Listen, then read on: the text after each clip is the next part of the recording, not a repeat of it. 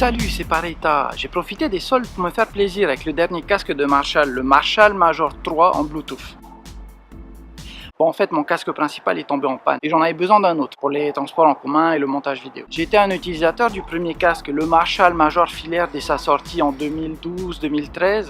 Ce qui m'avait attiré, c'était le look du casque, assez stylé tout en restant discret avec cet aspect un peu rétro, dans l'esprit des amplis de la même marque. Le son était honnête, totalement à contre-courant des autres casques alors en vogue qui mettent plutôt les basses en avant. Le Marshall Major privilégiait les médiums. Ce casque aurait été celui que j'ai conservé le plus longtemps, jusqu'au début de l'année. Le revêtement s'était effrité. Le fil, qui s'était littéralement décomposé, fil que j'ai d'ailleurs galéré à remplacer, et les coussins qui étaient morts, et j'ai galéré à trouver des pièces de rechange. Et en début d'année, c'est les petits fils qui font le tour de l'arceau ici qui sont morts. Et j'ai finalement décidé de le laisser s'en aller.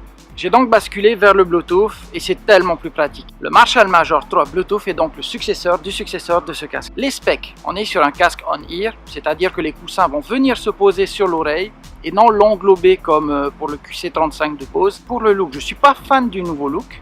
A priori, il permettrait d'avoir des coussins plus résistants, donc ça va. Le revêtement de l'arceau a aussi changé, j'espère qu'il s'effritera moins vite. L'arceau lui-même est plus souple, mais garde un bon maintien sur la tête sans exercer trop de pression sur les oreilles. Pour le fil, comme pour son aîné, une utilisation prolongée sur la tête peut entraîner de certaines gênes au niveau des oreilles. C'est moins présent que sur l'ancien modèle, mais c'est quelque chose qu'il faut savoir. Il atténue assez bien les bruits ambiants, voitures qui passent, bruit de télé, mais c'est pas non plus du noise cancelling. La matière garde la chaleur, donc en été, ça sera pas l'idéal sur les oreilles.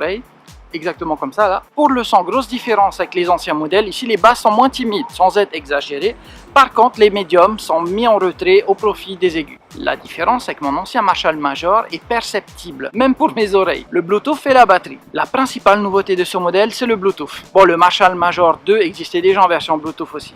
Donc, ça permet de se passer du fil pour écouter de la musique, mais aussi de répondre aux appels. On utilise donc ce petit bouton, ici, sur le côté gauche du casque, qui est en fait une sorte de croix directionnelle. Horizontalement, on va pouvoir passer les pistes et verticalement, on va pouvoir modifier le volume. Le bouton du milieu va vous permettre de jouer ou stopper la musique et un double clic va permettre de refuser un appel. Comme pour la plupart des casques Bluetooth, votre voix ne sera pas très intelligible pour votre interlocuteur. C'est une question pratique, c'est certainement pas la meilleure. Pour apairer le casque à votre téléphone, il suffit d'allumer le casque et de maintenir le bouton appuyé jusqu'à entendre un deuxième bip ou en regardant la LED sur le côté clignoter en bleu. Il suffira alors de se rendre dans vos réglages Bluetooth et d'associer le casque à votre téléphone. Attention, ce casque ne peut pas se connecter à plusieurs appareils en même temps et ça complique l'appairage aux autres appareils. Marshall annonce une autonomie de 30 heures avec le volume à la moitié. Une prise micro USB est disponible afin de venir recharger le casque. Et la prise jack permet, lorsque le casque n'est pas allumé, de l'utiliser comme un casque filaire, qui est vraiment pratique. Et lorsqu'il est allumé, il permet de partager ce que vous êtes en train d'écouter. Ce casque possède un bon rapport qualité-prix,